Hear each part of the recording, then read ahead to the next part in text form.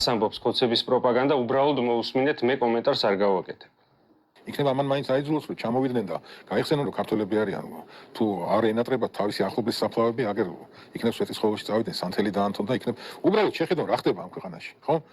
მე ვიცი, ბევრი ემიგრანტი ვიცი, აი წასულია დიდი ხანია და რამდენიმე სახლი იყიდა, რამდენიმე აგარაკი იყიდა, რამდენიმე მანქანა იყიდა,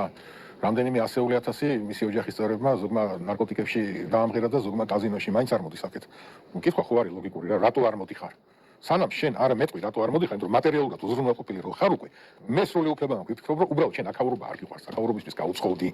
აქაურობა დაკარგე, თავს აქაურად აღარ ათვლი, შენთვის კომფორტის ზონა არის იქ და მოდი ესე გავაკეთოთ რა, ახლა შენთვის კომფორტის ზონა იქ არის, მიდი და იტალიაში მიეცი ხმა, გერმანიაში მიეცი ხმა, ისაა შენი ქვეყანა და მე და შენ, რომლებიც აქედან არ წავსულობთ და არ წასვლას არ ვაკეთებ, მოდი რა მოგვანდე რა შენ რომ აი ამ ქვეყნის ბედი ჩვენ გადავწყვიტოთ და მათ უნდათ ივლისში და აგვისტოში ჩამოსვლა რომ იქ სადღაც ზღვაზე დაისვენოს, პარალელურად იქ კბილები ჩაისვას, რაღაცაზე იმკურნალოს იმიტომ რომ საქართველოს მოქალაქეც არის და აქ იაფი უჯდება, ანუ ისარგებლოს ამ ყველაფრით და წავიდეს. ისე და მაპატიე და ყველა ღმერთმა დიდხანს ასოცხლოს რა. იქ უნდა იყოს გადასახადები, იქ უნდა იხატოს.